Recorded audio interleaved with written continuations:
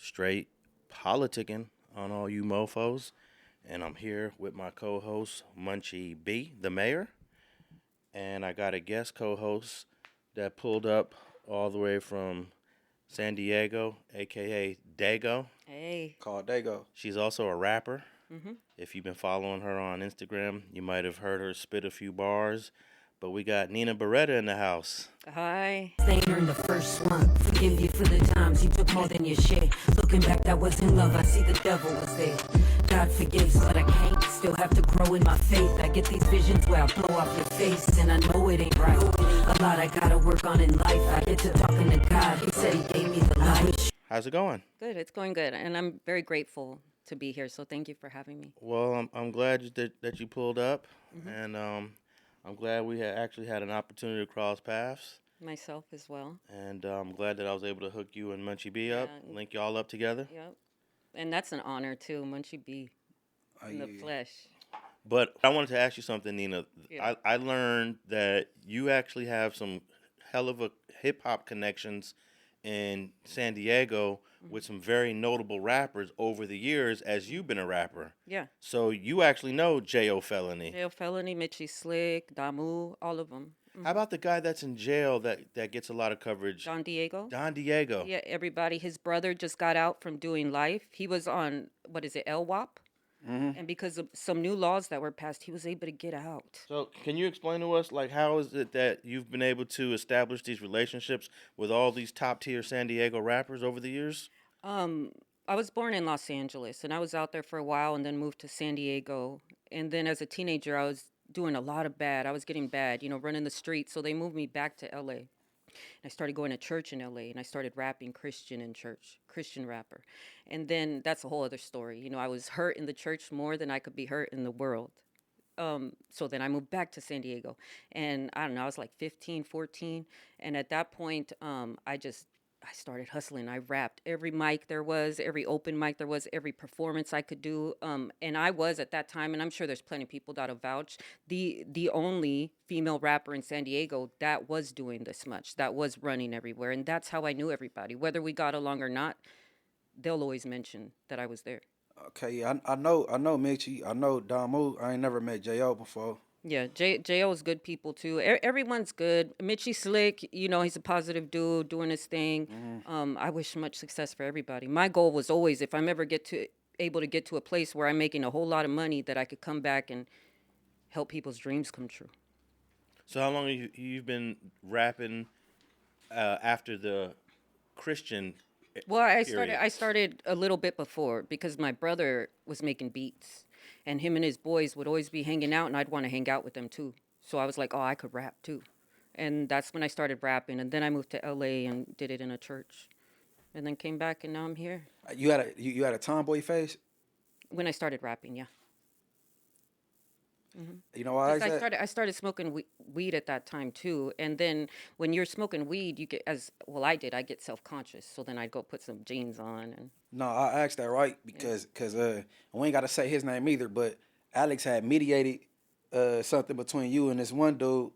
I know. I'm like, that doesn't help for my argument because I'm coming out rough. You was talking, ish. You was. I was like, oh yeah, she ain't playing. No, but you You should could have tell heard. you had some brothers, or Yeah. you was hanging with the boys. Oh yeah, my brother. You was standing for your ground. For sure. But a lot of that standing my ground came from a lot of pain and a lot of having to explain myself to people that don't matter. Mm-hmm. And being a female rapper. Right. So. But yeah. Did you hear the conversation though? What, the one when you was standing your ground? Yeah. I just. Well, this like I'm not just popping off like that. Like talk about disrespect. Like. Oh, the person that disrespected Yeah. Like you? what? What? Oh, okay. Like I don't know what you're used to, but Yeah, that conversation Relax. went south real Yeah, I didn't know how it started. I just know he tried to mediate it, and then the mediation kind of went haywire for a minute, then it got back on track. You know yeah, what I'm saying? because of Alex, he was able to fix it. No, Alex done fixed a couple things though. Yeah, and that's why I'm grateful. Like I hope people appreciate who you are and what you bring because there's something that you're able to Okay, fix things. He mediated that. Mm-hmm. He mediated Spotter Loke and Bosco. Mm-hmm. He squashed it with me. What's that boy name? Reggie Wright Me and Reggie Wright was wow. going back and forth. He, you know what I'm Okay. saying, dead at that. Like, okay, you be playing peacemaker around here, Alex. See, that's a respect people have for Alex. Yeah, I was actually present also during the F-13 East Coast Crip truce talks, Oh yeah. which was incredible. I had predicted that was going to happen in April of 2019. I had no idea how it would happen, and then here we are in September of 2019, and it's happening. Yeah, and I was there. I really was present for the Queen Streets, NHPs, and the Inglewood 13s.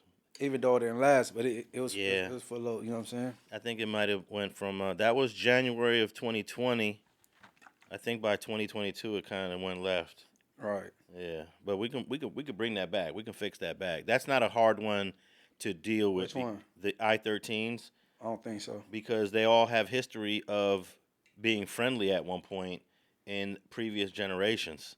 And those guys from the previous generations are very instrumental when they come to the table, because they're able to tell their youngsters, like, look, this is my brother. I know his mom. His mom used to cook us dinner, you know. That's how it was between the I-13s and the NHPs and Queen Streets previous generations. But now the Inglewood families is in play, so that's more fuel to it. And like now, I think it's gonna be, because of that factor, it's gonna be a little bit more difficult. You know what I'm saying? Well, that's where the Munchie Bees come into play. When Skip decides to have that round table, I'm sure you're gonna be right there. I'll be getting them calls. Yeah, but yeah, I don't like seeing a lot of people going back and forth online. So, you know, No, you optimistic? You be like, never say never. I'm like, never. You like, never say never. hey man, if the United States can drop 2 bombs on Japan, Nagasaki, and Hiroshima, and Japan is a friend of the United States now. Like, if you was Japanese back in the 40s or 50s, you'd be saying, I'm never going to like America.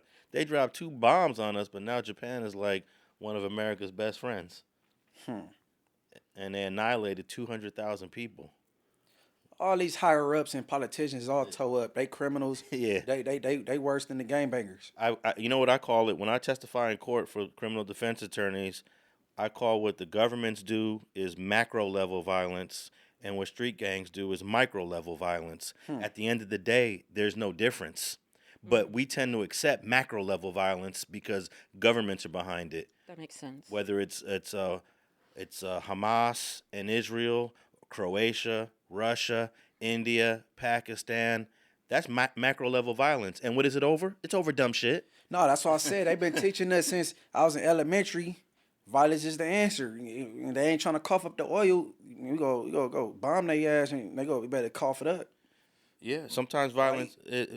Sometimes governments only will make change if the threat of violence is there. Right. Like right now, we're seeing violence happening right down the street from where we're at here at the Street TV headquarters, and that's what comes with protest. I don't even believe there's any such thing as peaceful protests. A protest should not be peaceful. You think they were protesting peacefully during the 1800s when slavery was the law? We from Cali where we ride in our rally. You heard what Tupac said? Yeah. I mean, Nat Turner really turned it up when he decided to go against the government Rebel. during slavery. Nat Turner is a beast. And unfortunately, Nat Turner and his little crew killed 55 white people. Christopher Dorner. But that set the stage for slavery to be abolished at a future point, you know. So, but yeah, I have no Because problem. that Martin Luther King approach was not gonna work. No, Martin Luther King, His approach did work. his approach does. There's a role for his approach. You know. Well, So you got the Malcolm X and you got the Martin Luther King approach. Which one you took? What you think took more effect? 60-40 type percentage. Like? Ooh, that's tough, Munch. Let me think, because you need an orator, and Martin Luther King was an incredible orator. You need a spokesperson to express and articulate what the grievances are. Right. And whether or not he agrees with the violence or not, when he goes home and he smokes that pack of cigarettes, he's watching the TV and he's saying, "Do y'all thing," you know. Hey, no. For change and stuff, and for stuff to go around, you do need the radical type, and then the peaceful person. You know what I'm saying? Because the person that's more so the peaceful person could communicate better. Absolutely. Right. You need that spokesperson. And, you know, there was an incident that happened in San Diego, Nina. This happened a long time ago. I was just a kid, but it must still be talked about. But it's the only time I know of, where a black man shot and killed a police officer and got acquitted on the basis of self-defense. What year was this? 1984, Sagon Penn. Okay. You familiar with the Sagon Penn case? I don't think so. Oh, okay. Sagon Penn, yeah, he shot and killed a police officer during a scuffle. The police officer was harassing him. Sagon was a martial arts expert. Somehow he grabbed his gun, turned it on him, shot and killed him, and went on trial for it. He had God on his side. And he beat the case. But in the either late 99 or 2000, he committed suicide. Oh, man. He was suffering from depression. He went through a lot of mental illness. But I wonder, did catching a body bother him? Absolutely. How ironic. Yeah, absolutely. He went through a lot from law enforcement community, kept harassing him. But yeah, I don't know of any other black person that shot and killed a cop and got Got acquitted. away with it. Yeah.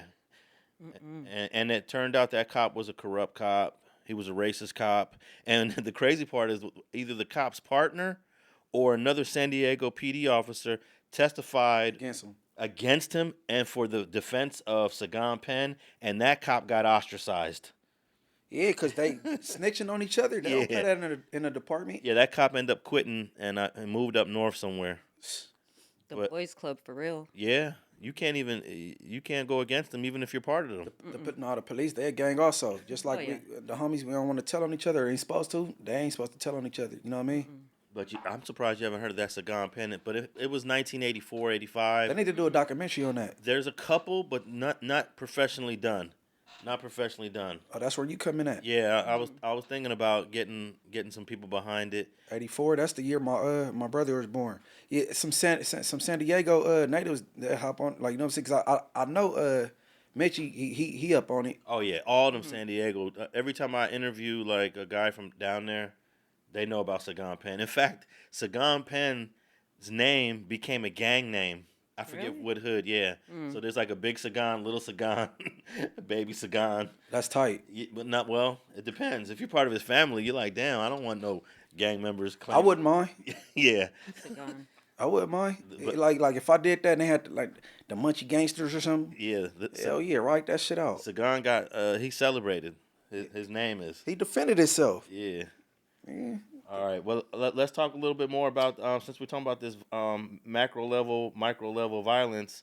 They just brought in, I don't know, 600, 700, 800 Marines into the city of Los Angeles because Trump is doing these ICE raids, and the people are pissed. The people are pissed. Why did they running in graduations, bro? They're running up in Home Depot.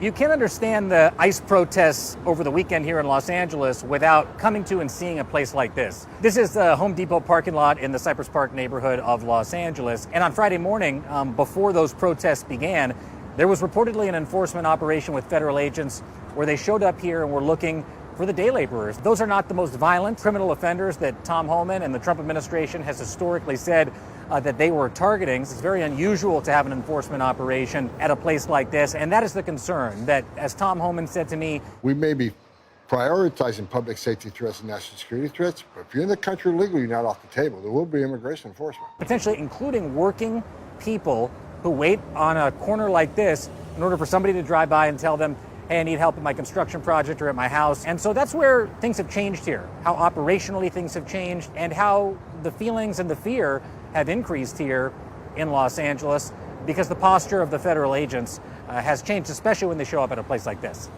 They in my hood on Crenshaw, Manchester.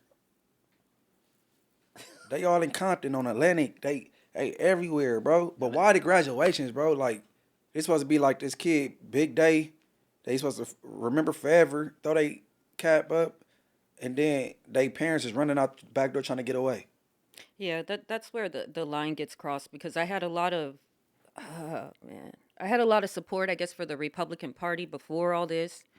A lot of support, a do or die support, because a lot of the rules made sense that they wanted to pass. See, and you asked me before we started recording. Like what happened that, Because Munchie told me that he really dislikes Trump. Right. And I asked him what made him see it that way. What made him feel that way? All right, so like right now, a lot of people being affected. You know what I'm saying? And it ain't just the Mexicans. Like I got friends as immigrants that's Belizeans. You know what I mean? Mm-hmm. I got an ex-girlfriend. She from Trinidad. Her parents, it sounded like they just left Trinidad yesterday. They probably didn't know. They should just still show. I don't know, but and like I just said, with the running into graduations, and then it affected the board of education to where like people LAUSD, they losing their jobs, Job Corps. You know what I'm saying? That my daughter could possibly want to go. You know what I'm saying? And they defunding the gang of things that need to be, I think, be in place. Even housing authority, people that got like with Section 8, and he is stripping everything. You know what I'm saying? So, can I say something? Go ahead. Okay, so like my initial support for, oh my God, it's complicated. Okay, please don't judge me off. Just get to know me. Okay, so my initial support for Trump came several years ago, and it came because there was, during COVID, there was pictures going around that showed Hispanics in cages, and the reports were saying these are Trump's cages. Those pictures were Obama's. They came from his term, and those were Mexicans that were in cages during Obama's term. And that simple fact in itself had me looking at Trump different, that they're lying. And a lot of us have experience with people lying on them. And from there, I started looking into the policies, and things started to make a lot more sense to me than what the Democrats were coming for. And then Munchie right now, he said that Trump's getting rid of all of these programs. And then that's going to outrage you, and it's going to hurt you because people that really need that aren't going to be able to get it. That is not true. We have to look deeper into these things. He's removing it from the federal so that states can run their own programs. So he's taking Section 8 away from federal, so it's not their responsibility anymore, and giving it to California. If California wants to give us a house for half off or for $10 a month, they're going to do that. So it's not going to stop. So hold on. So you saying Section 8 got to do what you mean? You said Section 8 was a federal grant. So Trump is taking it away from the feds and saying, let the states do what they want to do. So if California wants to give us a Section 8 house, or they'll come up with their own things. Yeah, but during a transition from federal and we got to to state, hold on. We got to hold But on, that- and that's something we don't want to do. We don't want to wait. We'd rather run the street and yell and scream and just wait. Sometimes, if I've been off topic, but I've been in the gym. I've been trying to lose weight. It takes a lot of dedication to get there, and sometimes it takes pain. I don't trust states to implement a housing program though, because the states will lean towards the owners of properties, and then more laws will have to be put in place to protect the residents. How about we give it a chance? How about we all just give it a chance? But why fix something that's already working? Because maybe it's not. Because a lot of people are getting away with. I mean, I know when I was a kid, I don't know, when I was in elementary school, people were on Section 8, and now as a grown ass woman, beyond grown, those same people are in Section 8. And I think at some time, and I was on food stamps because I had a son so young. I was on food stamps. I'll say maybe like 15, 16 years. So I'm someone, I just now, because I finally filed my taxes, I just recently got off Medi-Cal insurance. So you're talking to someone who has stood in those lines, okay, who was hungry and who went through a lot of pain to get to where I'm at today. I just now got off Medi-Cal. President Trump's so-called skinny budget could have a big impact on affordable housing. The budget recommends a more than 40% budget cut for the Department of Housing and Urban Development, which provides funding for affordable housing projects and rental assistance. The Trump 2026 budget would absolutely gut Section 8, cutting $33 billion from HUD and replacing rental support with capped state-run programs. This could leave millions without a safety net. And this comes just months after a funding boost from Congress. You're probably wondering how we went from relief to reversal. Okay, what about retirement going up to 67 when you could have retired at 65 and got all your benefits, but now they're raising the age? It's not right. There's a lot of things that are right. Having to retire at 65 isn't right. Right. Okay, you shouldn't have to wait that long. But if they're not an entrepreneur like you, they can't go out there and get it. That's hey, I'll retire at 65 from Geico or whatever it is. That's how their lives are set up. I'm not going to worry about that. Okay, all right. And then I heard Obama, he did do a lot of deportation, right? But where you get that those is his cages from? It was How could you confirm that? If you can look it up on Google where the just the way I said it trumps Obama's cages, and Michelle Obama even came out and admitted those were his, but then she started her thing out with, yes, those pictures were during Obama's presidential campaign, and then the next breath was why Trump is such a bad guy, and I just don't keep it. I just there's just something there that I think it may not happen in my lifetime. I think all presidents do some negative gangster Everybody. stuff. I don't trust nobody. And you know what? And Trump, I can't. There's something about him where he likes to get people's goat. He likes to rub it in. Some of the stuff he does, like wanting to change. What was it? New Mexico or something? To the Gulf of Mexico to the Gulf of America. Oh, stop! Knock it off now. Stop. No, You're doing too much. He can't change that at all. And we're going to be announcing at a future date pretty soon. We're going to change, because we do most of the work there and it's ours. We're going to be changing sort of the opposite of Biden, where he's closing everything up, essentially getting rid of $50 to $60 trillion worth of assets. We're going to be changing the name of the Gulf of Mexico to the Gulf of America, which has a beautiful ring that covers a lot of territory. The Gulf of America, what a beautiful name.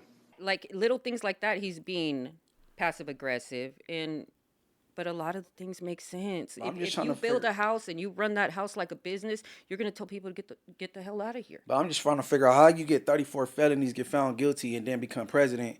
When if I'm trying to get an apartment and they looking at my background, I got felonies and then I can't get this apartment, get denied. Former President Donald Trump has been found guilty on all 34 charges against him. It's true, and it shouldn't be that way. That's not fair. But if enough people support you, you're going to get in that apartment. And then you on the immigrants, but I think the first lady, she got broken English. She can't be from America. She can't be. And then you do talking about some, just grab her by the pussy. Like, man, if I said that, then I'd be on my way to the county jail or getting sued. Say that? She wanted. You ain't never said that. She probably wanted me to say it though. Yeah, you know what I'm saying? Like, but him, like, I don't know, man. All right, I'm gonna play a quick clip about the protest. Can you make sure you put the volume up on the USB switch, please? Okay, here we go. And President Trump ordered the deployment of 2,000 more California National Guard troops, making for a total of 4,000 over the objections of Governor Gavin Newsom, who was challenging the action in court. Our chief national correspondent, Matt Gutman, is on the scene for us there in L.A. Good morning, Matt. Hey, good morning, Robin. It is entirely possible that by the end of today, we will see nearly 5,000 combined California National Guard and Marines deployed here in Southern California. The question is, where will they be housed? Where will they be sent? As you mentioned, California Governor Gavin Newsom insisting they are not needed here. And last night, we were out here just outside this federal complex watching an overwhelming number of local law enforcement break up protests of about several hundred people here much more quickly than they had in previous nights. Overnight, hundreds of police in riot gear facing down protesters for a fourth consecutive night of clashes. The administration now making the unprecedented move of dispatching 700 active duty Marines to the streets of Los Angeles and increasing the California National Guard presence to over 4,000. Throughout much of the day, a quiet tension had settled over the city. That didn't stop the administration from bypassing the governor, who said he did not ask for this support and doesn't want it. You can see how much smoke is being deployed on the other side by the LAPD. That is, these officers are moving people away. All right, well, tonight it's going to be a different type of situation, because we're going to have real soldiers in the streets. And the last time we had real soldiers in the streets shooting people up, can y'all guess what year that was here in L.A.? 92? 92. Mm-hmm. Watts riots? No, the Watts riots were 65. 1992. Yeah. And during that day, they killed 9 people. So, and that was the end of the riots. It was a wrap, you know. So I think tonight might be the last night for the chaos. Well, maybe this will bring black and brown closer. You know, them gangs that don't really blend. You know, you got like the Crips in Long Beach and Longo and, you know what I mean, 18th Street and whoever they beef with and or whatever, like, you know what I'm saying? You know, adversity be bringing people together. Like in 92, the Bloods and Crips was big parlaying, hanging out, barbecuing, you know what I'm saying? There's been a lot of discussion about that, but some black Americans are saying this is not our fight. Yeah. So they're not really out there as deep as the Latinos are, obviously. But there are some blacks that want to be a part of the fight. So it's kind of split. I don't think no matter what happens, there's always going to be sides on both sides that aren't going to want to get along or not want to be involved. Right. Some people just don't like the other. So it don't matter. And even if it is, it'll go for a while, and then we just go our separate ways all the time. And get back to normal, huh? Then get back to normal. Another trauma. Right. Wait for the next one. Wait for the next riot. Wait for the next riot. Yeah. You were talking about the Rodney King riot. Is that? Yeah. Yeah, 92, yeah. Yeah, I remember that. Yeah, that was pretty vicious. Once the soldiers, I was seeing tanks going up and down all these streets, military tanks. You were in this location. I was in this. I was in the vicinity. I actually was a block away from this studio we're at now. I lived 1 block away, and there were tanks all over here. Sheesh. In '92. Man, but only on that last and third day did it get crazy. If I was older, because I was You'd like, be out there? I would have been out there getting it in, looting and all that shit. Oh, back in yeah, if we 92. were there. Yeah, I'm getting me a TV. What? Not now, Man, though. the I don't homie know. gonna be running down the street with couches, all kind of shit. Well, there was a lot of people that broke into the Mac store in downtown LA last night. They broke into a jewelry store on Broadway, and then they broke into a shoe store. So we're going to see if it... I don't know if it's going to be like that tonight, but we'll see. I wonder what jewelry store on Broadway. Yeah, it was... I saw the footage of it. I didn't get the name of the store, but I'm sure that'll be advertised all later this week, which store. I don't know if they got jewelry out of it, but they broke into it, got in there. If I'm the jewelry store owner, I'm not having no jewelry in there during these days. And then we saw the Waymos. 5 Waymos went up in flames. You know what a Waymo is? Those are cars that drive by itself, like instead of Uber or Lyft. Like y'all don't have there. that in San Diego? No, they call birds in San Diego. Oh yeah. Yeah, they like the little scooters. No. They're white cars with satellite technology, and they're self-driving, and they do like Uber and Yeah, I don't know, baby. and what's the other company? Lyft. Uber and Lyft pickup. Yeah. But when they pick you up, there's no one in the car. It's self. Hell no, really? Yeah. Have you been in one? I haven't been in one yet, but I will get in one Yeah? real soon. Yeah, Oh, I and they don't say know about it's that. the prices are better than Uber and Lyft. Yeah, I bet, because there's no telling what's gonna happen. My whole thing, man. I'm from where I'm from, and I don't want to just get stalled at a light. You feel me? Munchie, it breaks down at the light. For real, and I'm on Slauson and Crenshaw. And, you know what I'm saying? Imagine if you the were door's in locked, one. you can't get out. Oh, What? hell no. What if you were in one of those that was going through the downtown rally when they decided to blow them up, vandalize them? Nah, they better not when I'm in it. Yeah. Nah, they got to do the ones by there's nobody. Hey, bro, I'm not the police. I got tattoo. I like their friend. Don't mess with this car. Not with me in it. Hell no. Skip this one. No, but 5 of those cars went up in flames. I bet. Oh, did you see they actually burned a CHP vehicle, and several cop cars got Good for all that. All that vandalized. is fine. Right. That was on that would have been on day 3 where all the cop cars got vandalized. I just wish we were doing it for a reason, because all this is going to end with just people dying, people being hurt, losing their jobs because they can't go to work because they got shot. It's just, there's no point. What can this do? Well, I think it shows that when you deploy ICE and you start snatching people out of their homes and their workplaces, it's going to have consequences. Understood. Yeah, definitely. And Gavin Newsom does not. None of the California politicians want this. Yeah, of course, because someone else comes in and says they're in charge. No one wants to give their power away, and that's what Gavin's doing. But what did Gavin do 4 years ago? They wanted to impeach Gavin. Didn't California? They didn't want him in office anymore. Yeah, it didn't work though. It didn't work. So everybody has their days. So for him to stand up there and act like he's beyond flaw. He had the reins to do something with the immigration, and he didn't. He didn't do anything right. What is it that he should be doing? I'm not sure. I like, to be honest, I didn't look too much. But wait up, immigration is a federal law. Right. Gavin Newsom is a state governor. So guess what? immigration doesn't fall under any governor. It's not their responsibility. Didn't he have something to do with the borders, though, or being open, or? Absolutely not. Okay. The border is a federal. Why'd they want to impeach him? I don't remember. There was a reason, and that's all I'm saying. It's like, Yeah, I ain't up on it. him standing up there saying like all his negativities about how someone else is handling things. Like that again, you're supposed to be on the same team. You guys can go home and argue about it, but for him to be on the news talking about I'm gonna sue Trump and all, it's just so ridiculous. Like, dude, get it together. I'm gonna have to agree with Gavin Newsom, because the federal, just like your point about Section 8 should be state by state.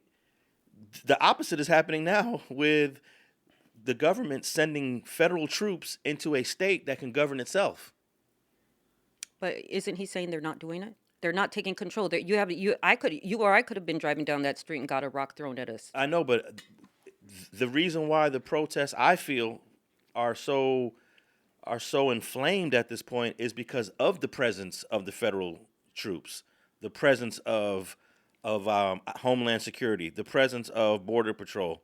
Their presence is bringing everyone out. National Guard. If you look at the footage of when the people were just protesting, it was just a group of people standing around protesting. Mm-hmm. Once the federal troops started coming out there and exerting their dominance, then people started throwing rocks, and then it became confrontational. So their presence brought out the confrontation, and that's where Gavin Newsom saying the mayor, we don't need this confrontation here, and that's why now we got to bring in soldiers. This past weekend, federal agents conducted large-scale workplace raids in and around Los Angeles.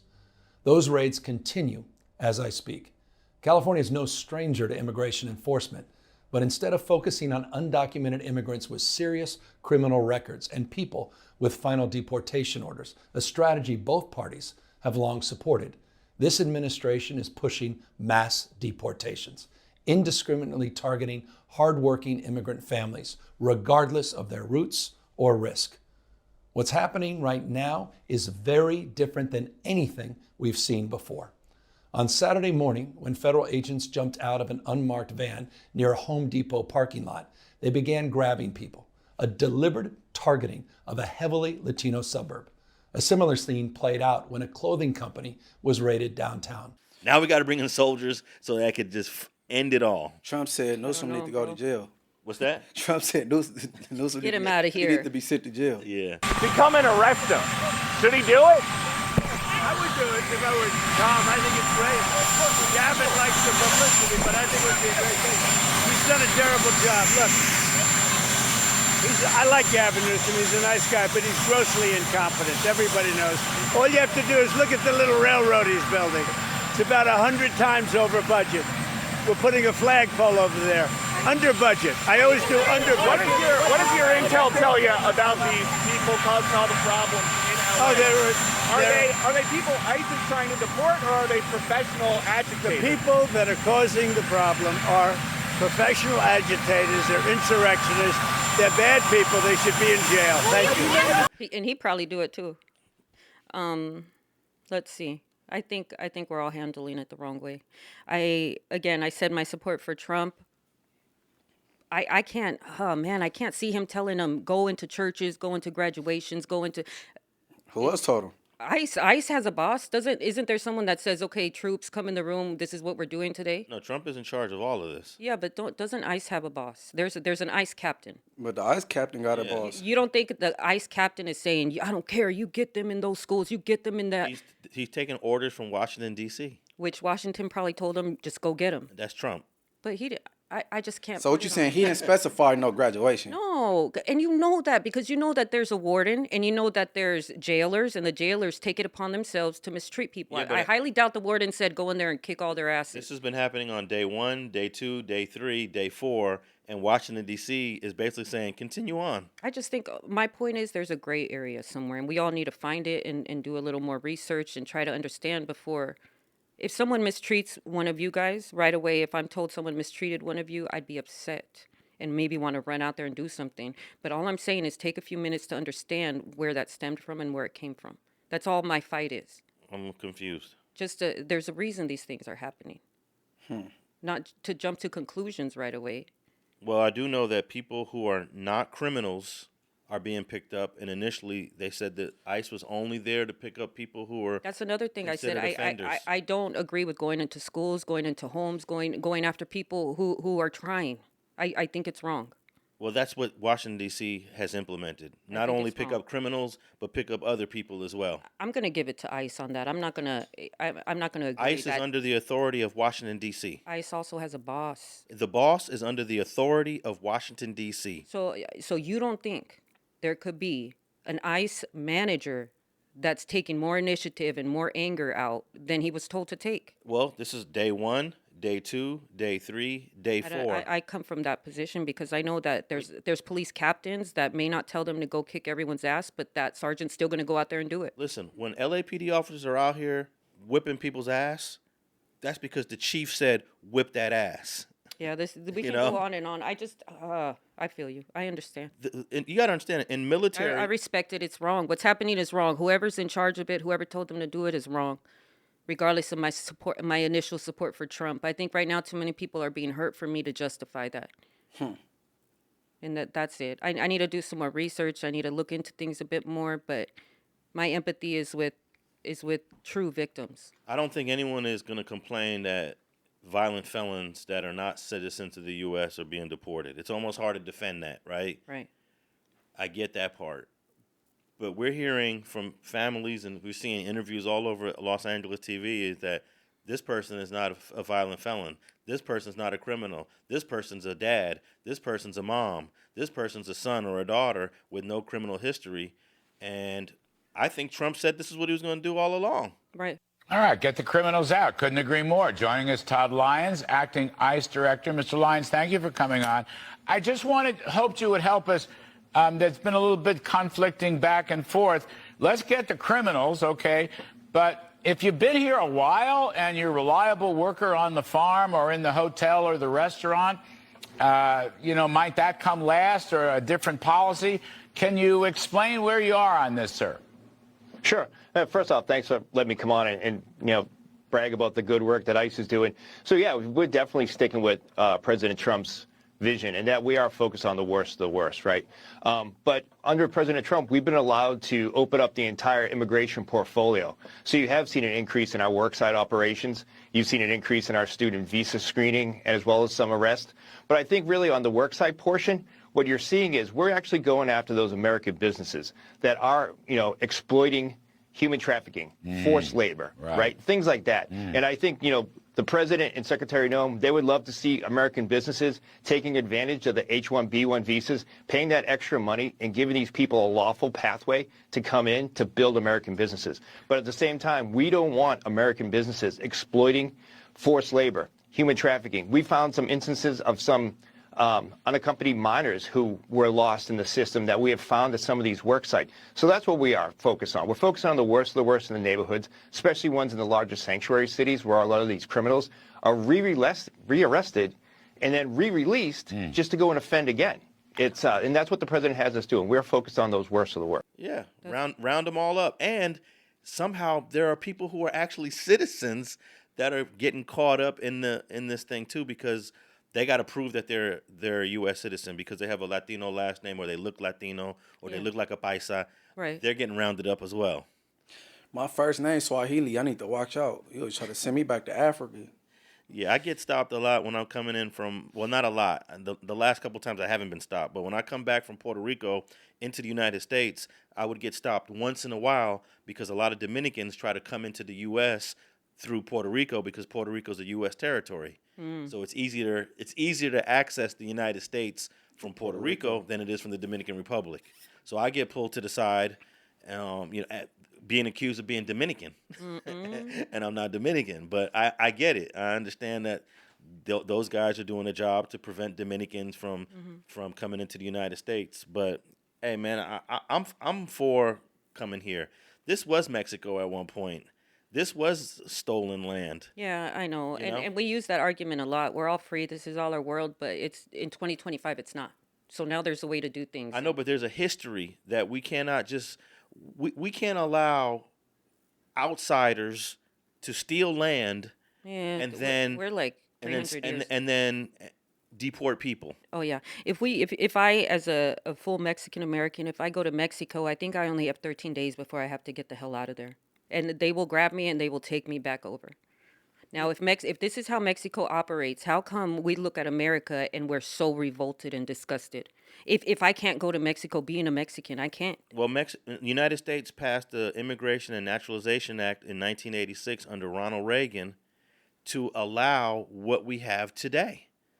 This bill, the Immigration Reform and Control Act of 1986 that I'll sign in a few minutes, is the most comprehensive reform of our immigration laws since 1952. It's the product of one of the longest and most difficult legislative undertakings in the last 3 Congresses. Further, it's an excellent example of a truly successful bipartisan effort. The administration and the allies of immigration reform on both sides of the Capitol and both sides of the aisle work together to accomplish these critically important reforms to control illegal immigration.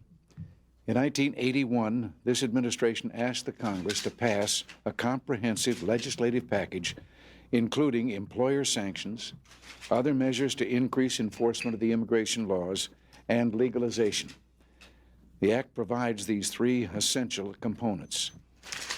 Distance has not discouraged illegal immigration to the United States from all around the globe. The problem of illegal immigration should not, therefore, be seen as a problem between the United States and its neighbors. Our objective is only to establish a reasonable, fair, orderly, and secure system of immigration into this country, and not to discriminate in any way against particular nations or people. Future generations of Americans will be thankful for our efforts to humanely regain control of our borders and thereby preserve the value of one of the most sacred possessions of our people, American citizenship.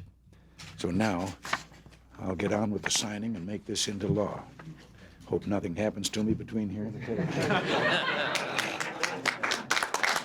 The right way, right? What was the ruling there? It was very hard to get into the United States Right. prior to the Immigration and Naturalization Act of 1986. So now it's made a little bit easier. But of course, People aren't taking it. along the way, there are people that are just going to cross the border Okay. and then try to seize their citizenship after they get here. And that's where all this is coming from. It was done wrong. Now put yourself, say you're California, you're America. This is who I am. You're gonna have some rules for yourself, how you want things done. Yeah, but sometimes it's F the rules because the rules are unfair. Like Thurgood Marshall said, do the right thing and wait till the law catches up. Okay, and the law caught up, so we can't be crying and breaking cameras and stealing computers and doing all we can't. And that's the only thing. And I said it's wrong. It's wrong the way things are happening, but I don't want to hear you crying about it because we decided to do it first and figure out what's going to happen later. So and there's nothing else. That's it. So you're against the violent protesting? I'm against being dumb, and I don't see anything coming out of that. We have to move strategically. You're gonna get hurt. You're gonna get arrested. You're gonna be taken away from your family. You might not be able to go to work. Like, let's be smart. At no point is stealing a computer or stealing jewelry gonna help the Mexicans stay here. It's not gonna help. My father, and I don't know if it was an excuse or not, but he's from Guadalajara. He always said he couldn't be in my life because he doesn't have his papers. And if he were to come visit me, he would be taken back to Mexico. So I have that type of experience in my life. Well, I'm in a protest. So meaning that I feel and I understand, but I don't know. A lot of the stuff we're doing is not going to benefit our purpose.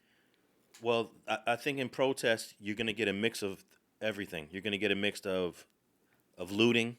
Mm-hmm. You're going to get a mix of expressing your grievances. That just comes with There's no way of having a protest and windows aren't going to get broken and stores aren't going to get looted. That's just every single riot going all the way back to the 19-teens, the race riots in Chicago, Detroit, and New York in the 19-teens, all the way to the civil rights riots of the 1960s.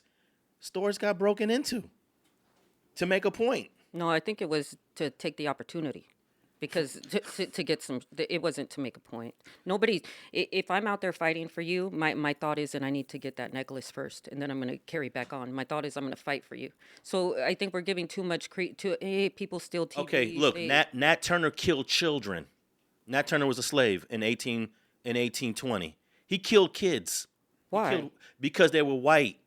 He killed women because they were the wives of slave owners. Now people will say Nat Turner was wrong for that, but he was making a point. Yeah, that's you're comparing white children to TVs. I'm saying that people will argue. No, I don't agree. That violence is wrong. That's not violence. That's thief. You're being a thief. And hey, I'd be there if someone said the jewelry store is open. I'd go get me some too. But I'm not gonna then hop in line and say I'm here to fight the cause. That's part of the protest. No, it's not. That's part. I mean, I'm not saying I'm the architect of what protests are supposed to be. But you're saying it's part of it. It's not. That's the way they've always looked. The greedy part of it. Okay, have you ever heard of the Tulsa race riot when the white folks rioted in black-owned businesses? And they were wrong for that. What are you doing? With that, they made their point. You getting what you can't get on a regular? They didn't want black businesses in that part of the city anymore. They were tired of black folks being successful. So is that why? So we don't want these businesses in our community? Is that why we're going in there? Well, it depends. In 1992, guess who? Because they're stealing from Mexican businesses too. Oh, I don't know. It doesn't make it. You have to know. It doesn't make sense. It's too early to know who the owners of these businesses are. But in 1992, once everything was done with, and we looked at the businesses that were rioted, guess who the majority owners of those businesses were in 1992? Korean. Asian. Korean. Now, was it right to steal all this Korean stuff and burn all this Korean stuff? Maybe that's where their hate comes from, because they have a long history of hate to the minorities, other minorities. Well, a part of the 1992 riots was not just Rodney King, but it was Latasha Harlins getting shot in the head by a Korean store owner. That I know. So when people like you watch the news, why are these businesses being robbed? This makes no sense. Mm-hmm. Well, now that in hindsight, those are all Korean businesses. The blacks were mad at Koreans. It's not people like me. I think it's ridiculous. Nothing at that point makes sense. If I have a problem with you, I'm gonna get you. Well, like the black I'm not going in your house to get anything else. It's you. Well, and that's all that they should be out there marching to the police station, marching to ICE. Let's go into ICE and rip that building up. Now, I'm with the Black Panthers on this. Burn, mother effer, burn. Burn everything you can. Yeah, let's burn everything, but get a TV while you're at it, because we want to watch what we did when we get home. Have some grace for that.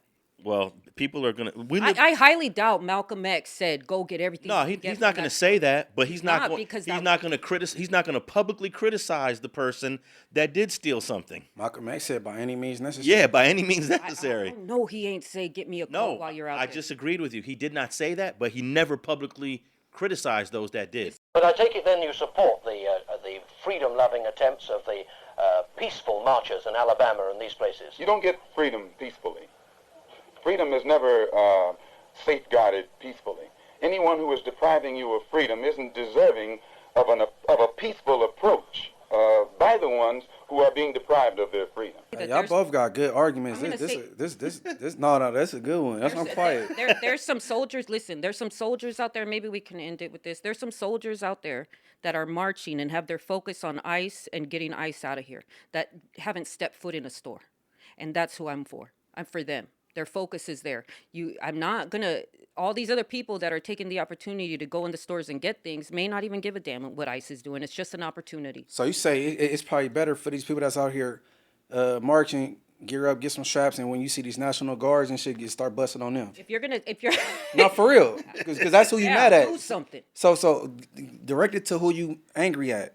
I want you to do something. These people that's been deployed, trying to invade Los Angeles and do all this. Yeah, get them the hell out of there. Get up on them, not going these businesses that didn't do nothing to you, right? No, exactly. They didn't do nothing to you. Okay. The same thing with last time they closed up the freeways when this first started, when Trump first thing started, they closed up the freeways. You don't know who you're hurting. There might be people on their way to the hospital. There might be people needing to go get their kid from school, and you're stopping them from doing that. You're hurting people that don't deserve the pain that you're expressing. Well, I understand what you're saying, but I ain't gonna lie, I got a slight ignorance in me to where I might be one of the ones that want a TV. I might be too, but don't praise me for it. Don't say I'm helping the cause. No, but it's a part of the process though. To be honest, and then you don't get nobody attention when it's a peaceful process. They ain't gonna hear you. I don't know. I think soldiers marching down, not touching anything or anyone, just marching will gain more. Strength is quiet. Power is quiet. Okay, so like, do you got an argument for when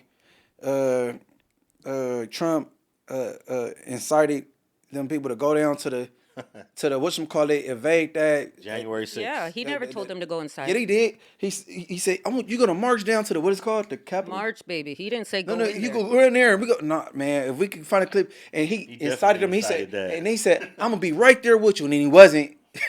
Now it is up to Congress to confront this egregious assault on our democracy. And after this, we're going to walk down, and I'll be there with you. We're going to walk down. We're going to walk down anyone you want, but I think right here we're going to walk down to the Capitol, and we're going to cheer on our brave senators and congressmen and women, and we're probably not going to be cheering so much for some of them, because you'll never take back our country with weakness. You have to show strength, and you have to be strong. He ain't dumb, bro. Y'all go in there. Yeah, but that's what he said. And then and all the people who were found guilty of that, guess what? Hearted him. Well, yeah, but I'm saying Gangsta, right? when they were in court and they asked them, "Why did you guys do this?" Guess what their answer was? You're gonna blame the big homie Trump. Trump. Well, I would blame him too. Get me so I could get out of here. He told me to do it, but I never heard him did. say. Just like Malcolm, we never heard him say. I never heard Trump say go in there. He said march down there. If they took it upon themselves to want to get inside and start going crazy, He didn't say it verbatim, like go kick some ass. He was insinuating. He clearly incited that. He blow incited it up, that. yeah. Like well, that's why he's a felon, isn't it? a president that's a felon is crazy. No, but that should be motivation for you. You And can if do I whatever steal you some want. shoes from Foot Locker, I can't work at Vons at the grocery store because I got theft on my shit. But he got 34 felonies. That's true. That's true. That needs to change too. A lot needs to change. Well, I'll say this on this. We'll wrap it up on here. The most successful riots in American history were the civil rights riots of the 1960s. Well, this one's not done yet. That happened all across the country, from Los Angeles to Detroit. And all of those riots, now we can look in hindsight, were very successful because they made change in Washington, D.C. People stole TVs too, Nina. Hey, I'm Don't be no thief, baby. I'm gonna tell you an example of you could call it a peaceful process, peaceful protest that actually be working, is in the prisons when they do the hunger strikes. Oh yeah, 2013 hunger strikes. That be working, cause now you affecting them like the same way the state because I got a childhood friend that was Belizean. He did his thing when he was younger. Then when he got out of prison, they deported him back to Belize. But why you just don't send him back to Belize to do his time? Yeah. But they want you to sit in this California prison because you's a dollar sign, because you worth money long as you sit on that bunk. So they go get they could get up out of you because you worth something. Then when you released, then they want to send you back to Belize or wherever you come from. Like, if you don't want him here, why you just don't, when he commit the crime, send him back to Belize or Mexico or... They're going to get theirs. Right. Man, I don't know. Now, I wanted to talk to Nina about this topic of the N-word and Latinos, because I remember you posted on your Instagram about it. You was kind of turned off by some of the Latino rappers that do use it, but there are quite a few who don't, such as... your boy Munchie. Lefty. When I interviewed him, he spoke on how he don't use the N-word. He publicly said it. And it just, I watched a clip yesterday of some F-13s who are from South LA, grew up around blacks, and they use it all day, every day. And I just wanted to get your whole viewpoint on the N-word and Latinos. Yeah, I don't think it's something we should say at all. I don't know. It's disheartening because I guess times have changed. You're saying now you see a Mexican gang saying it. To be able to change that way of thinking, I don't think is ever going to happen. But it's not something for us to say. Regardless if your homeboys think it's cool, regardless if the black community around you think it's cool, I bet their mothers don't. There's African Americans out there that don't like it. So at least for one of them, let's just not say it. Yeah, I'm not going to say it. It's disrespectful. Regardless if my black homies think it's disrespectful or not, it is. Yeah, I think no one should use the word to keep it real. But, My dad hate that word. Yeah. So imagine me if I have to change the way I speak when I meet your father because he don't like it. So how about I just don't say it? But a lot of the Mexicans that grew up in South LA that do say it, when they get to prison, They're gonna stop. and they're around the big homies, they don't say They're it. gonna get socked in the mouth. And if they do say it, they get reprimanded, and they say, "Hey, we don't say that word here." Good. So there's a structure, and I'm assuming this probably on only a level 4 a level 4, maybe level 3 prison, right, Munch? Probably on a level 1 and 2. Level 3, level 4. You ain't gonna hear that, but you got a level 1, level 2. Depending if you're around somebody that's structured up, they ain't gonna go for it either, though. There's little heart on the level 1 or level 2, but you get up there, and that's who I'm speaking for. They don't like it. Let's not say it. And if you're saying it out here all free-nilly, and then you go to prison and you have to watch your mouth, I don't like it. Stop. But here in LA, I have noticed that Latinos that are from gangs where it's predominantly Latino communities and non-black, such as East LA, Boyle Heights, the Valley, those Latinos tend to use the N-word less. The Latinos that grew up in South LA, around all the black neighborhoods, they use it far more. So like the Florences, the Southside Florences, they heavily use it. I'm sure most of all the Latinos in Inglewood, the I-13s, they heavily use it because of that influence of growing up and going to school with other black students. Right. Like a loss of identity. They don't know who they are. Well, I think that their identity is merged in with the community that you grew up in. You could be Mexican and still be in that community and not forget who you are. And I think a lot of them forget, or they think they're the same, and you're not. Well, they're minorities. We come from a lot of the same pain, but you're not black. But they're Mexicans that grew up in South Los Angeles. It's different. That's it. It's a different experience. When they go home, they're in a Mexican home, and there's some respect. Their moms don't want them talking like that either. It's just a lack of respect. That's all. It's just be respectful. If you have to go to prison and change the way you talk, if you go in front of Munchie's dad and have to change the way you talk, then just stop. You know, I don't want to hear it. That's just I take it as disrespectful. I don't like to hear it. My son's black, half black. But does he must use it then? He don't like it. Oh, he doesn't. Okay, and that's him say he just don't like it. So this is a black boy telling me he don't like it. No, but certain communities, our cultures blend. Like, you know what I'm saying? Like if you go to the grape streets, they got the Watts Vadio grapes over there. Then you got the grape streets, and they share the projects in the community together. And they walking in and out each other's houses. They kind of like, you know what I'm saying? Or you got in the 20s with the Harpies, which is the Mexicans, and then you got the 20 Bloods that they grew up together and played together, and they shit kind of blend, like, you know what I'm saying? So they call themselves on my street. We hear the corn man. We running outside about to get us a corn. Like what? Like do the black kids think like do they call themselves like Mexican and brown boy and stuff like that? Hold on, do the blacks what? Call themselves brown boy and like. Call the Mexicans that? Call themselves that. No, hell no. What you mean, brown boy? Then why do the Mexicans call themselves? Brown? The N-word. Man, because it turned into some like colloquialism, some slang, and like you said, I don't think nobody should say it because how the word was derived. You know what I'm saying? But I guess they didn't switch the meaning or whatever. But and then like when you make it like sound cool and you got YG my and then just rolls off the tongue, huh? You're right. Then you probably got Beretta. She liked the song, and what she got every other word. Stop rapping and like you know what I'm saying. So we make it cool. I don't think nobody should say it, even though I got a habit of saying it. Yeah. It ain't a good word for nobody. But especially Mexicans. Hey, but see how or Asians. Have you heard Asian? The most diverse city out here is Long Beach. They got the Cambodians say it. Cambodians, I've heard it. Asians, Mexicans, blacks. They got everything in Long Beach. So it just does something to me when I hear it. It's like, what? What did you just say? I think I even heard Stupid Young from Long Beach, Cambodian rapper, speak on it and say how he's cool with it. He has a right to say it. Because he grew up with the Long Beach 20 Crips down there, and that's all he heard as a kid, even though he comes from a Cambodian family. Cambodian family he grew up with. Well, are you familiar with him? I always thought his name was like ridiculous. Well, I think Stupid Young is Stupid Dumb, right? Yeah, okay. I didn't know if he was your buddy or not. No, because, okay, you got this rap group called the Stinc Team. Right. And their name come from because they flockers, they burglarize houses, and they target Asians. Yeah. Like, you know what I'm saying? So, and he's what? Cambodian. That's all in the same? Yeah, that's the Southeast Asian. So they call themselves the Stinc Team because they say that the Asians, they breath stink.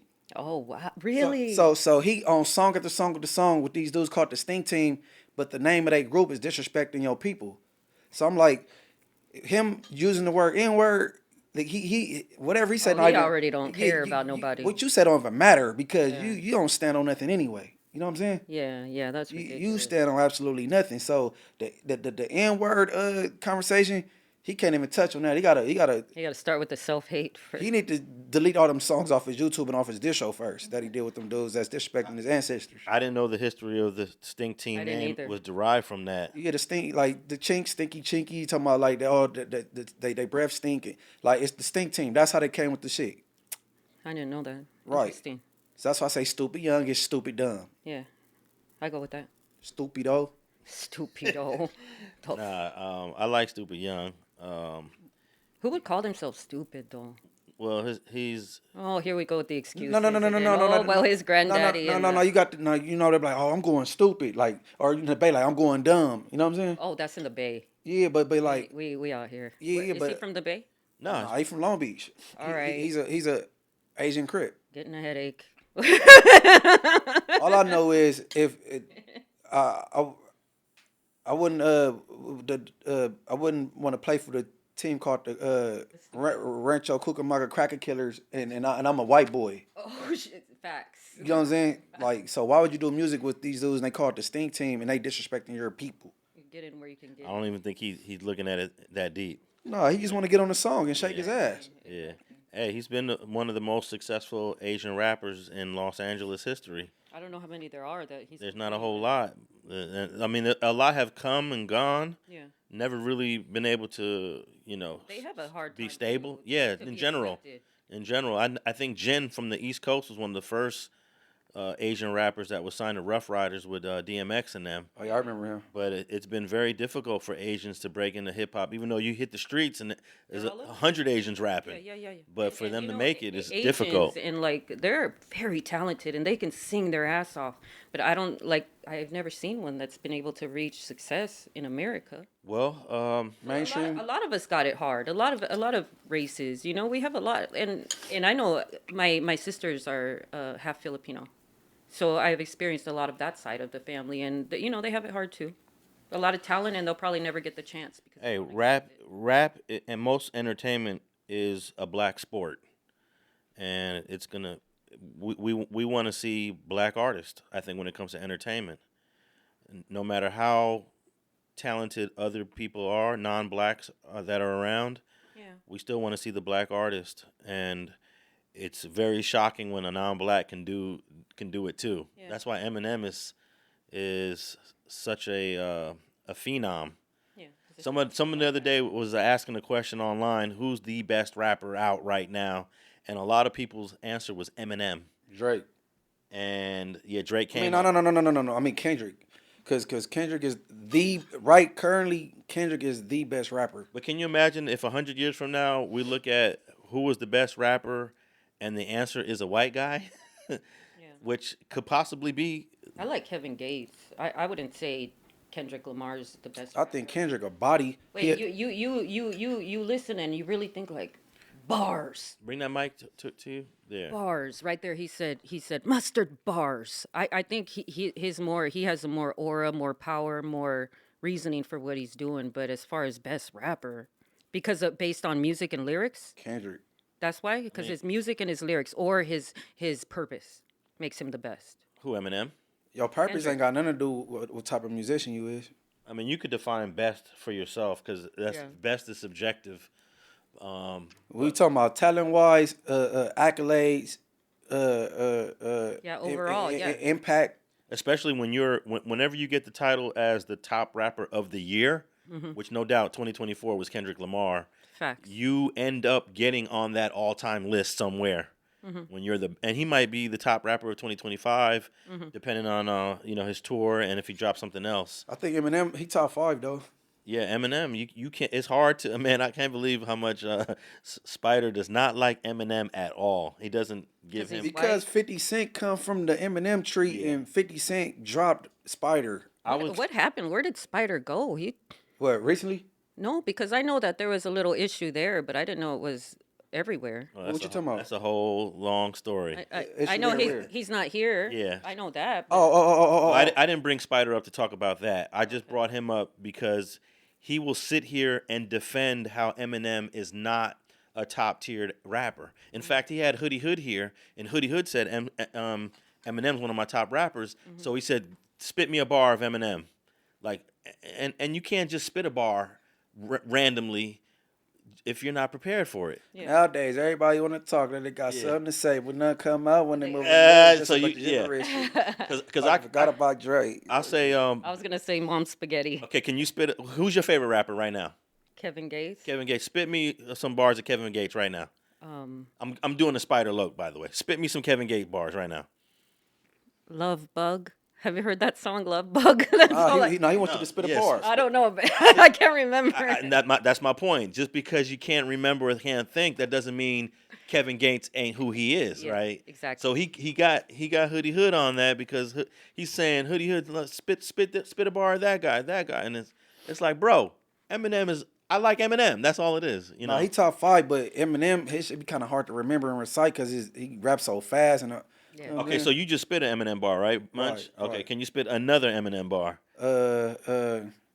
Yeah, because he say so much shock value shit. You remember the crazy shit he say. I can't. I can honestly not spit an Eminem bar. I can rap I'm Slim Shady on it. Is that too easy? I'm Slim Shady. You know, on the real Shady on the ghost.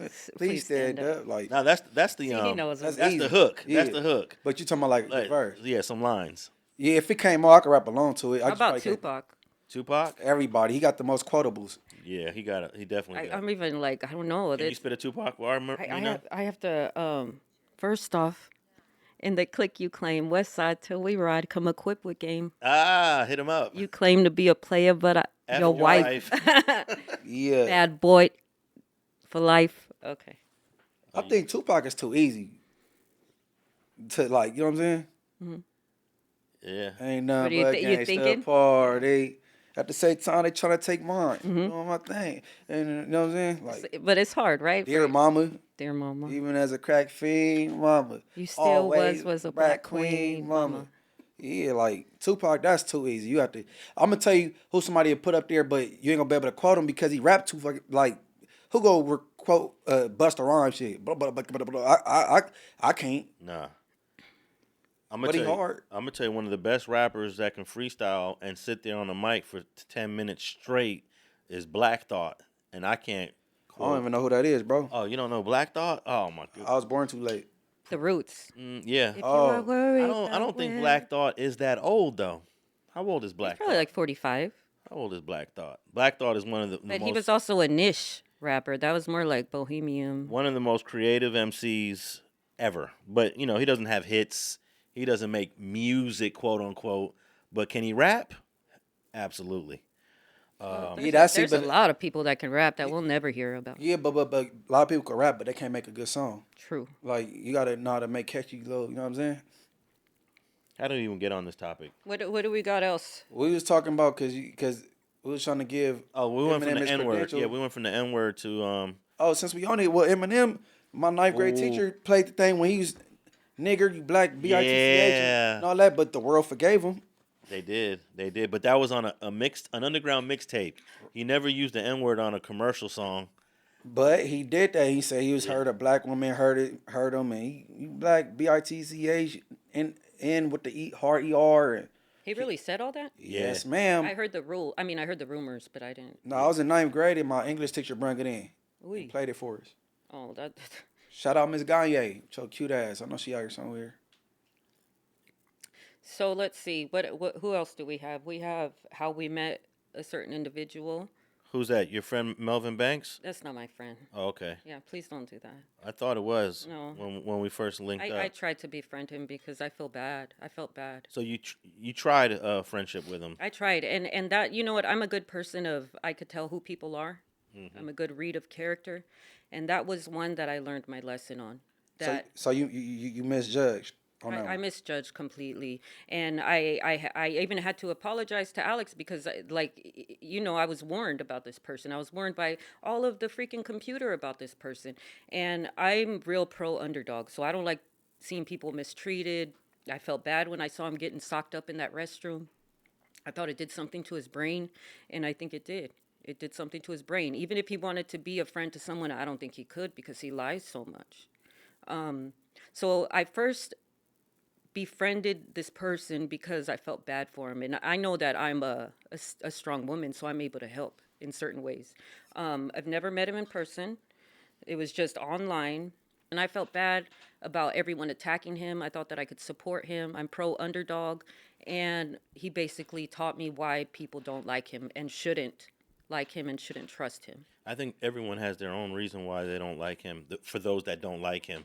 And there's a lot of people that aren't even on the internet that I talk to from different hoods that... It's a joke. Your name comes up and it's a joke. Yeah. And it's never going to change. And I told him, man, you and I both know. You know, you could run these games, you could play, you could do whatever you want to do, but you and I both know the truth.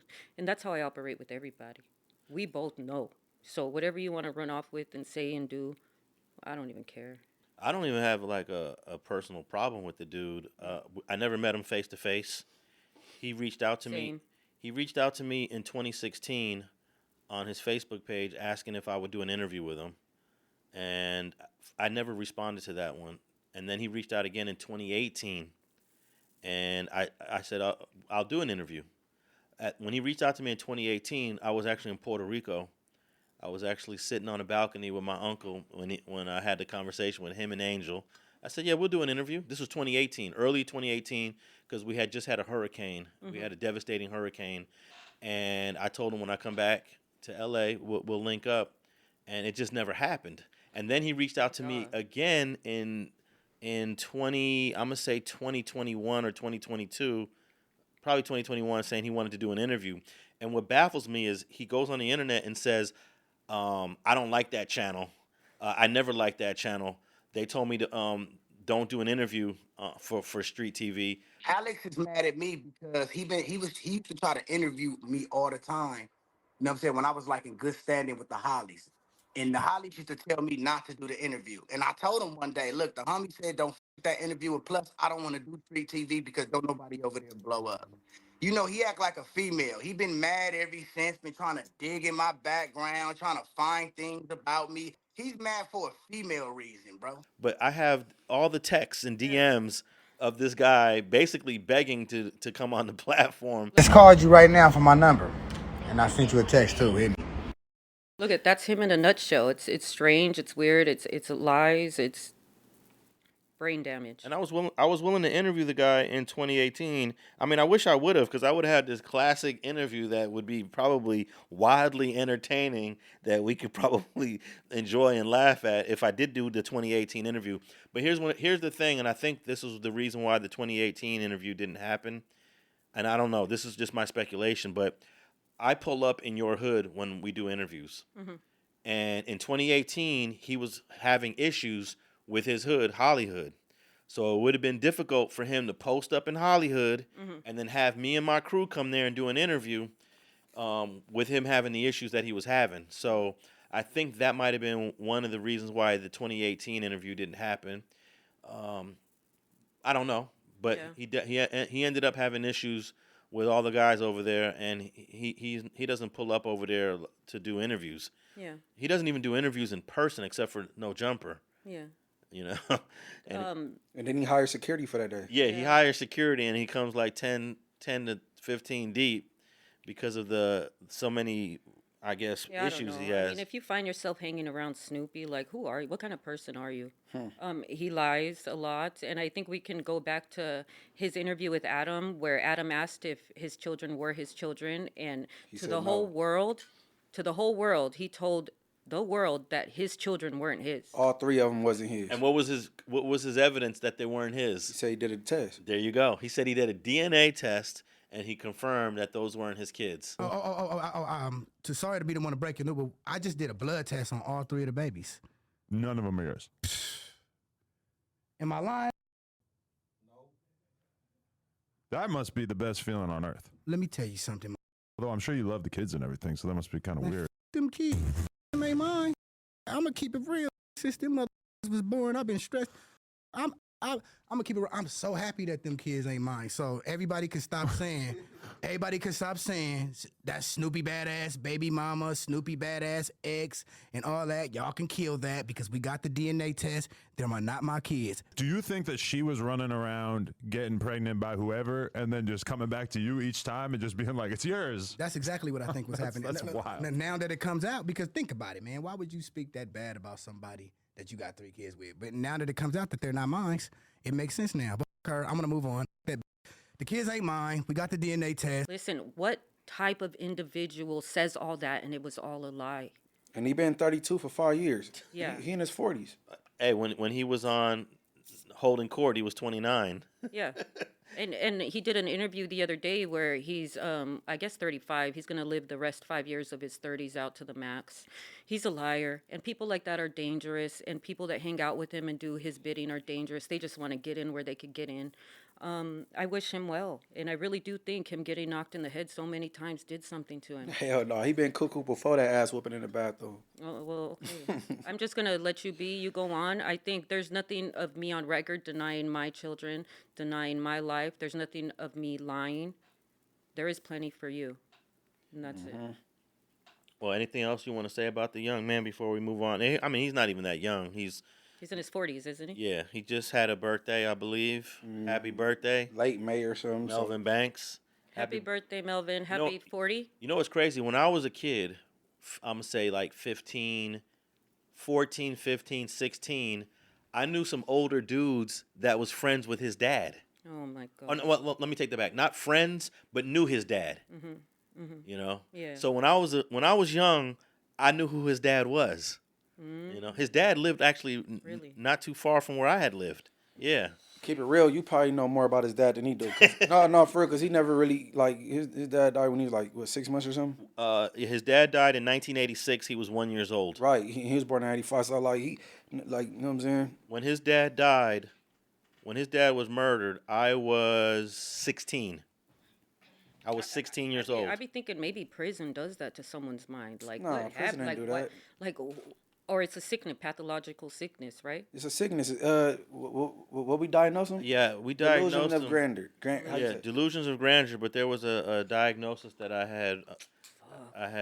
I diagnosed him on a previous episode. I forgot, but Yeah, just be very careful with the people you befriend and who you let in your world, because these devils come in many shades, many appearances. And if I could reverse befriending someone like him, I absolutely would, because it opened the door to this weirdo chick. it seemed like it somewhat traumatized you a little bit. Whatever It did, because I cannot understand how someone could lie like that. And I don't understand, like, he was just lying, just putting lies on me, and I just don't, it did bother me. I thought I thought we were friends. I got to admit, out of the people on the internet that tell fabrications, him and Fake Luce Cannon probably have the record. Munch. Is there anyone else that I'm leaving out? Them two guys will tell a tall tale. Ooh, and that is just so disturbing. And even in my private life, I've known a lot of liars. Yeah. But those two guys have the private liars I know outdone. She's crazy. I knew there was this one dude that lived around the corner from me. That dude was a good liar, but his lies were always to protect himself because he thought he was gonna get beat up. That's different. You know, yeah. That's different. This dude, he lie on me, and just to make himself look tougher, or just to discredit me or whatever. You know what I mean? But halfway with it. You know what I mean? Yeah, I have so many screenshots. I have so many videos. I have so much proof, but I don't even have the desire. I don't care. Just shut the door. Okay. Yeah. That's it. Are you familiar with the Luce Cannon guy that's currently in the MDC? Yeah, he said that he wrote Bodack Yellow or something. Okay. So what are some other big records? What are some stuff you can't talk about? Like what's your biggest record that you've produced? You could say Bodack Yellow with Cardi B. Got her started. You produced that? Of course. Wow. Okay, that's what's up. What was that like? The process is easy, especially when you have somebody that's already on fire. So it was like she was doing her thing with love and hip hop. So it was an easy transition for her. She had the personality. A group of us went in there and we made magic, and she been off running ever since. How did he say all this stuff and not think anyone was gonna? He really didn't think there's any smart people. See, here's the problem with these guys, with these two guys or guys like No, that. he got Snoopy beat with the lies. He got him beat by a long shot. Yeah, But the problem I have is not that they lie so much, is that there are platforms that are willing to put them on there so they could just spread more lies. Yeah. You know, and that's my issue with people like Adam, and a couple. What are some other platform? And then I mean, Cam Capone, a platform that Cam the Capone. weirdo. Adam would do it. I expect Adam to do it. As long as you got a special check, Adam will interview you. You'll be like, Adam, he'll give. Hey, I gotta throw Whack 100 in there. That trio right there. There's the trio of pathological liars. Yeah. Them three. And Whack goes on Vlad, for example, and that's a huge platform. And Vlad knows, he's got to be smart enough to know that 75% of what this guy's going to say is untruthful. Yeah, that irritates my soul. Why does he let him go on? Why does everyone let it just keep going? Well, because they know that the lies are entertaining. The lies are. You know this. Wack is a liar because he had to fake call somebody acting like this from my hood. Yeah, the FBI thing, and he's on the phone with somebody acting like that was from my hood talking bad about me. Yeah, we found out who that person really was. Right, it was he had a fake Tubi actor or whatever. You know, this is torment. This is like, what are these people doing? But there's levels to this lie. It go Luce Cannon, Melvin, then Wack. Because Luce Cannon is beating them by far, both of them. Yeah. He's way ahead of them. And then Melvin, he do shit just to make himself feel better. Yeah, to look he better. believe his lies, though. Like, man, he said he gonna bring Drake to Compton. Man, I'm bringing Drake to Compton. You can't even go. Look, I just got off the phone with some top dudes at OVO. So look, I let them know to let Drake know that he good in Compton. He good in LA. Feel me? Whenever Drake want to hit Compton, whenever Drake want to hit LA, he could tap in with me. You know what I'm saying? I just got off the phone. Look it, I just got off the phone right now with some top dudes at OVO. And I told them, Snoopy BadAzz, Compton's most hated, Big Snoopy 200. I said, nigga, when you hit LA, y'all good, homie. I'll get them through here and up out of here. Ain't nobody worried about what these dudes talking about. It's just hip-hop. It's just hip-hop. Drake clearly the better artist. He clearly the big artist. We ain't gonna let these haters turn this into something that it ain't. Straight up. How you gonna bring Drake? Man, Drake could be a fool. I was so surprised how that just got swept under the rug. Like, did not everyone just see what just this weirdo said? Like, he really thought he was going to Tams in the West Side Pyru section? That's bringing Drake. That's a bad idea, man. I'm bringing Drake. I'm still Drake ain't going nowhere where you're at. I'm a fan of Drake still, even though I'm team West Coast, right? But Drake, man, if he did that, I would have been so disappointed. I believe Drake did come to Compton once for the video shoot. Yeah, with the game. The game, yeah. I forgot what it's called. I like it. They did it on Brazil and Wilmington. Yeah. Yeah, no, but Yeah, Drake ain't that dumb, though. Yeah, there's a lot of negative spirits out here. But like I said, you know that this industry is not filled with the best of spirits. So you just got to fight the devil as it comes. And that's all I'm going to do. That's all I can do. Now, out of these three guys, okay, I think I agree with your ranking, Munch. Is there anyone else you would throw in terms of the internet into that group of three? With the propaganda and the lies. Yeah. Damn, hold on, cause it's one more. It's one more, but I can't think right now. Is there anyone you would add to that, Nina? R&B. R&B. Oh, the girlfriend. Yeah. Oh, I think she just go along with whack lies, but she lie on her own. No, she's real. Like, she knows what she's doing, and I don't like when me and Wack have gotten into it. Here she comes, like, girl. Oh! You gotta take R&B out and put Sharice Mills. Sharice Mills is on there too. Sharice Mills, they lie. I guess the partners of all these guys, so it doesn't really count. No, it does count, because how can you have a partner that goes on and mistreats people like this and does all this and you not say anything? Who someone mistreated you? No, not me, but Wack, all like the she's people saying, Wack has mistreated. How can your man, if my man was out there doing that, it wouldn't happen. He's not going to do it because we don't operate that way. Yeah. But to go out there and, you know what? They're weak then. They're weak in that relationship. They have no say-so. It's just a box. I was just about to say, you kind of like, you got a spine, you know what I'm saying? Yeah, you're not doing that. We're not going to go out there looking stupid like that. And look, she allowed him to talk himself into prison. Who? Sharice. Those Coochie? Oh, yeah. And now the baby don't have a dad no more. Like, he's gone, He wasn't going to raise that kid anyways. Man, her face in the pillow right now. She getting smacked down. All right. Hey, we got to we're gonna wrap this up. Okay. Because we could talk about this Smackdown. all day long, but real. I Nina, thought you were gonna say she's crying right No, now. hell no. Sharice getting her little shit hit. Okay, that makes more yeah, sense. Sharice ain't waiting for this dude to come home. Oh no, I'm sure she has a line. She has options. 100%. Pretty girl. 100%. She's not waiting for this guy to come home. He ain't coming home for at least 10 years. a 10-piece. Somebody hitting that little Trini thing. How about Brick? Brick, I don't know much about Brick's case, but Hopefully sooner than later, huh? yeah, but the fake cannon, Out of here.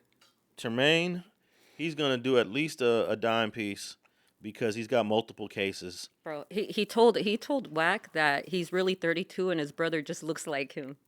Right. So your brother 42, you 32, and y'all twins. He said he been shot 10 times. Yeah.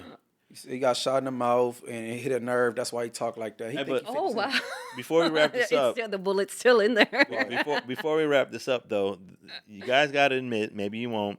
There is a little bit. This is probably why these interviews get so many views. There is a little bit of entertainment that comes with listening to a guy just sit there for an hour and lie. I started liking him when he was doing the sweetie.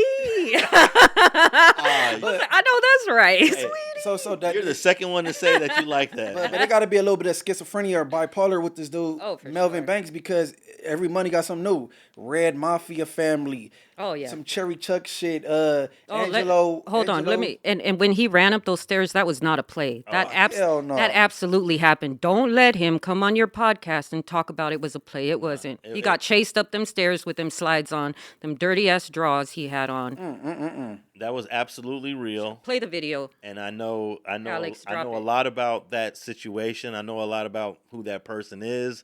It was 100% real. They caught him slipping in San Pedro. Yeah. And that's probably why he don't pop out anymore. Yeah. He don't pop out anymore. But my question was, sometimes I watch Melvin, and it's funny. Like, I laugh at it, but, shit is funny. No. That bringing Drake to Compton shit was funny. That was hilarious. That was the best laugh I had that week. That was For real. hilarious. And then what was more hilarious when he did he reacted to his own delusion. He got mad that, oh, y'all hating on me and trying to stop me from bringing Drake. That was hilarious. Oh, he tried to make it seem like we did it. Like we stopped Drake from He said some people got on the phone and made some calls and messed it up.